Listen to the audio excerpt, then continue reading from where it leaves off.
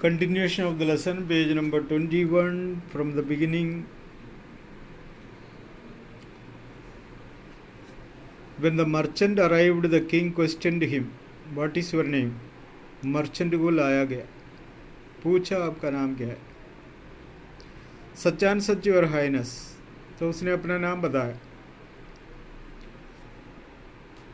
सच्चान सच नहीं है नाम, जो नाम था वो बताया, हाँ फलाना फलाना हम बोलते हैं ना, तो वही है।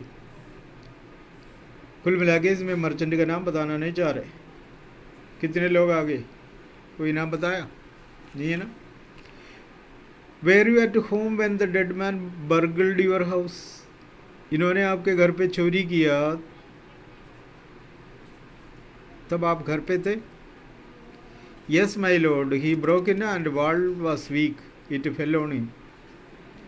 बिल्कुल सही है साहब, मैं घर पे ही था, ये अंदर घुसा है, दीवार कमज़ोर था, ये उसके ऊपर गिर गया। द अक्यूज्ड प्लीड्स गिल्टी, अपराधी रिक्वेस्ट किया। Your wall killed this man's brother, you have murdered a man, you have to punish, we have to punish you. आपने अपराध किया, आपके दीवार आदमी के भाई पर गिरने से वो मर गया, तो आपको पनिशमेंट मिलेगा। Lord said the helpless merchant, I did not put up the wall. जी सर मेरी बात सुनो, दीवार मैंने थोड़ी बनाया। It is really the fault of the man who built the wall, ये उनका गलती है जिन्होंने दीवार बनाया। He did not build it right, वो सही तरीक़ा से नहीं बनाया साहब। यू शुड पनिश हिम, आप उसको पनिश करना चाहिए। हु इज़ दैट, कौन है वो? My lord, this wall was built in my father's time, मेरे पिताजी का टाइम बनाया हुआ दीवार है ये। I know the man, he is an old man now, he lives nearby, मैं जानता हूँ उसको, लेकिन अब तो वो बूढ़ा हो गया, पास में रहते। The king send out messengers to bring in the bricklayers who had built the wall, वो तुरंत उस कारीगर को लेके आने के लिए कह दिया। They brought him tied and foot, हाथ पैर बांध के राजा के सामने लाया। यू देयर, अच्छा तू, did you build this man's wall in his father's time, आपने इस आदमी का घर का दीवार बनाया था इसके पिताजी के टाइम में? Yes my lord I did, जी हाँ मैंने किया। What kind of a wall is this that you built, it has fallen on a poor man and killed him, कैसा दीवार बनाया आपने? वो दीवार इस एक आदमी के ऊपर गिरा और मर गया वो। यू हैव मर्डर्ड हिम, इसका मतलब आपने उसका हत्या किया। We have to punish you by death, हमें आपको मृत्युदंड देवो। Before the king could order the execution, the poor bricklayer pleaded, आदेश जारी करने से पहले ब्रिकलेयर ने उससे रिक्वेस्ट किया, please listen to me before you give your orders, आप आदेश जारी करने से पहले मेरी बात तो सुनिए। It is true I built this wall and it was no good, ये तो सच है, दीवार मैंने बनाया, ये अच्छा नहीं है, मजबूत नहीं था। But that was because my mind was not on it. Sir बोलूँ, जब मैं दीवार बनाते समय मेरा दिमाग और कहीं था। I remember very well a dancing girl who was going up and down that street all day with her anklets jingling. एक डांसिंग लड़की पूरा दिन वो इधर उधर चक्कर काटती रही मेरा दीवार के सामने से जो मैं काम कर रहा था। जिंगलिंग हर एंगलेट्स, एंगलेट्स यानी पायल, पायल की आवाज़ कर करके वो तो चक्कर काट रही थी। And I could not keep my eyes or my mind on the wall I was building, इसलिए मेरा ध्यान भटक गया साहब, मैं सही से ध्यान दे नहीं पाया जो काम मैं कर रहा था। You must get that dancing girl, I know where she lives, उस लड़की को लाना साहब, मैं जानता हूँ वो कहाँ रहती है। अब यहाँ तो पॉइंट सीखने वाली बात है, हमारे काम में बाधा डालने वाला इस तरह की जो प्रॉब्लम हमारे सामने आ सकता है, वो लड़की हो सकता है, लड़का हो सकता है, और कोई चीज़ हो सकता है, हमारा जो अन्य काम हो सकता है, तो हमारा मोबाइल में ध्यान होगा और इधर उधर ध्यान होगा। तो कोई भी हो, हमारे जो काम में बाधा डालने वाला चीज़ें हमारे सामने आएंगे, तो इसका मतलब उसमें परवाह नहीं किया तो नतीजा उल्टा निकलता है, वो ध्यान देना। So when ever you do something be concentrated on it. यही ये लेसन सिखाता है। कोई सा भी काम हम करें, पढ़ने का टाइम उसी में ध्यान दो, लिखते समय उसी में ध्यान दो। बाकी लोग क्या करते हैं, मेरे आगे पीछे कौन है, इधर उधर कौन है, कोई बुला रहे, कोई फ़ोन कॉल आ गया, कोई कुछ आ गया, कोई मिलने आया, उसमें नहीं है ध्यान। हम जो काम कर रहे हैं वो ध्यान से नहीं करें, विपत्ति आ सकता है। उसका एक वार्निंग भी है दिस लेसन का ये पोर्शन। ओके, इसलिए हम जो भी काम करें उसी में ध्यान दिया कर। You are right, the case depends, we must look into it. आपने सही बोला, ये तो मामला बहुत गंभीर है, हमें उसका विचार करना चाहिए। It is not easy to judge such complicated cases. ऐसा कॉम्प्लिकेटेड केस को जड्ज करना इतना आसान नहीं है। Let us get that dancer where ever she is. तुरंत उसको जाके लेके आओ। The dancing girl now an old woman came trembling to the court. वो तो अदालत में लेके आया, लेकिन अभी तो वो बूढ़ी हो गई। Did you walk up and down that street many years ago while this poor man was building a wall? Did you walk up and down that street many years ago while this poor man was building a wall? Did you see him? कई साल पहले ये आदमी एक दीवार बनाते समय आप इधर उधर से बार बार निकले, आपने इसको देखा? Yes, my lord, I remember it was well. जी हाँ, अच्छी तरह मुझे याद है। So you did walk up and down with your anklet jingling. आपका पायल की आवाज़ करते करते इस आदमी के सामने से मटक मटक के चली। You were young and you distracted this man, so he built a bad wall. आप जवान थी उस टाइम, आप इसका मनमोह कर लिया, इसका ध्यान खींच लिया आपकी तरफ, इस तरह से मटक मटक के आवाज़ करके चलते, इसलिए उसने दीवार कमज़ोर बना दी।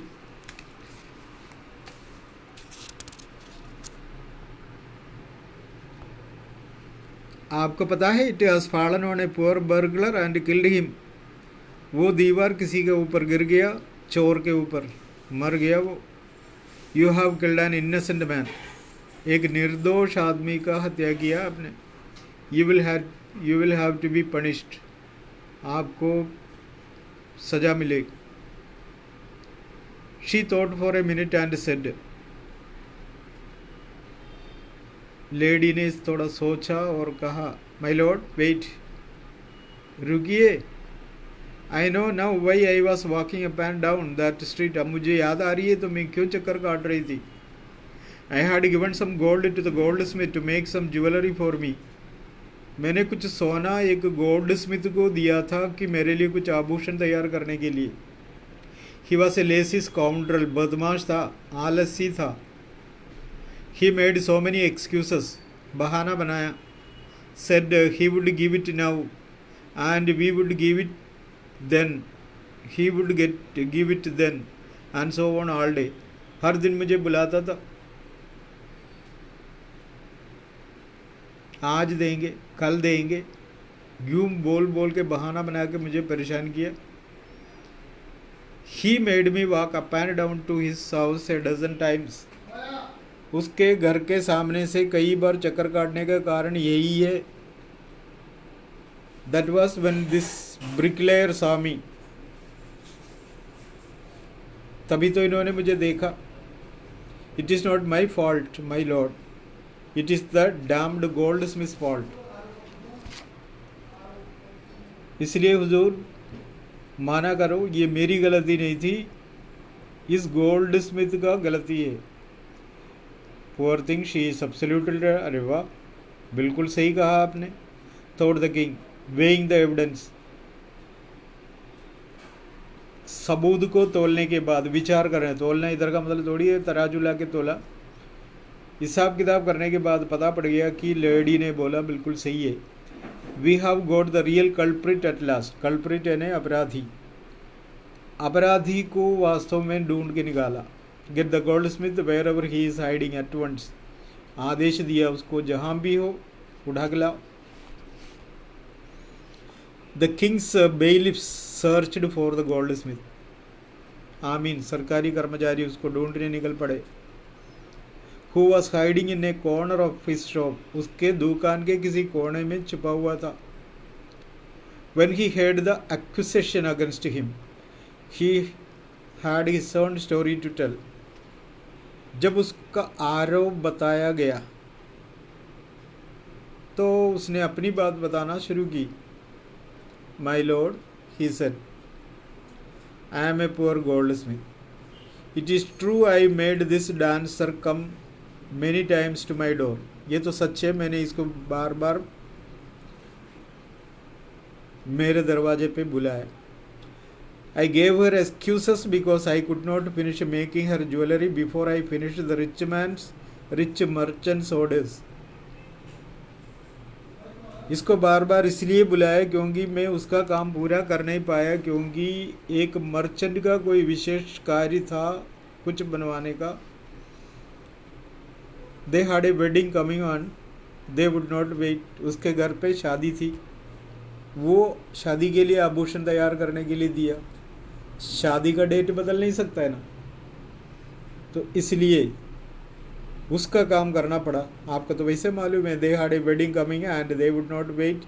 You know how impatient rich man are, आपको वैसे तो पता है अमीर लोगों का मतलब कैसे हिसाब किताब है, वो जो कहते हैं तो वो होना ही चाहिए। ये है, who is this rich merchant who kept you from finishing this poor woman's jewellery, कौन है वो, इसके ज्वेलरी फिनिश करने से आपको परेशान किया। मेड गर अप एंड डाउन, उसको चक्कर काटना पड़ा। विच डिस्ट्रैक्टेड दिस ब्रिकलेयर, इस आदमी को मनमोह कर दिया।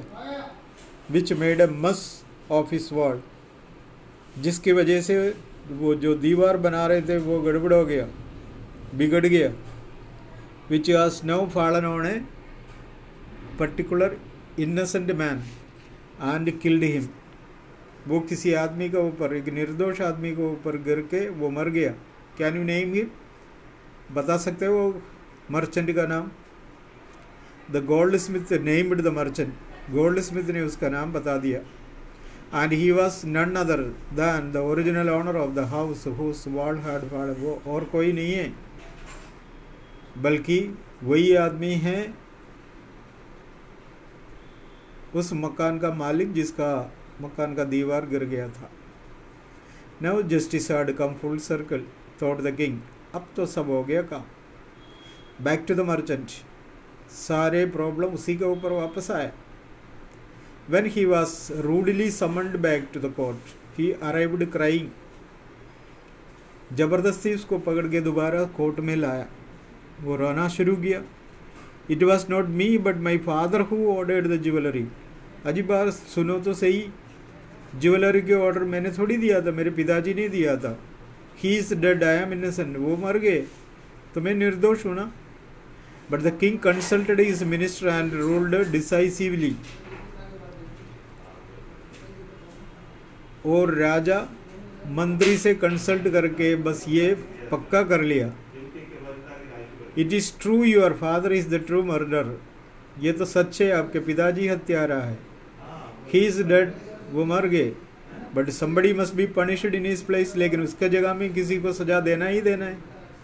You have inherited everything from your criminal father, आपके हत्यारा पिता के सारे संपत्ति आपके पास है। And is riches as well as his sin, उसका संपत्ति और उसका पाप जो भी उसने किया। I knew at once, even when I first set eyes on you, that you were at the root of this horrible crime. जब आप पहले बार यहाँ आए ना, तभी मैंने देखा था इसका जड़ आप ही है.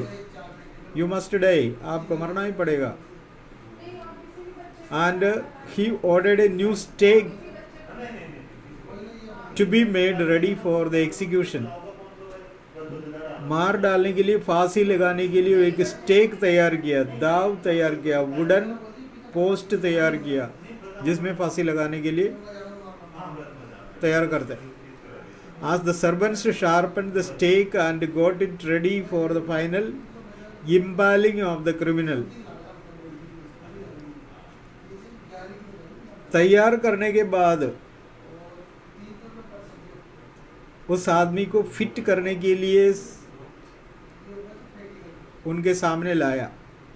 It occurred to the minister that the rich merchant was somehow too thin to be properly executed on the stake. जब पता पड़ गया कि इस दाव के अंदर ये पतला आदमी को रखे तो बाकी जगह खाली है तो दबेगा नहीं, तो क्या करें? He appealed to the king's common sense. उसने राजा से कहा, हुजूर आपका दिमाग तो लगाइए. The king too worried about it. राजा भी परेशान हो गए. What shall we do? He said. तो क्या करें अपन, बताओ. When suddenly it struck him that all they needed to do was to find a man fat enough to fit the stake. सबने ये एडवाइस दिया कि बस एक ही तरीका है सर, इसमें फिट होने वाला एक मोटा आदमी का तलाश कर लो. The servants were immediately sent all over the town looking for a man who would fit the stake. Servants को सारे जगह में भेज दिया कि ऐसा आदमी ढूंढ के ले आओ कि स्टेक में वो फिट हो जाए. And their eyes fell on the disciple who had fattened himself for months on banana and rice and wheat and ghee. सबने ये एडवाइस दिया, सबका नज़र उस पर पड़ा जो गुरुजी के साथ आया हुआ जो डिसाइपल था ना, उसका शिष्य, वो मोटा तगड़ा हो गया अब तक खा पी के. उसी के लिए सपोर्ट किया सबने, उसी को लाओ साहब, वो फिट होगा इसमें.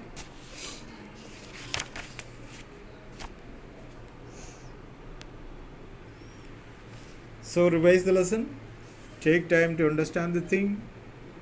Okay.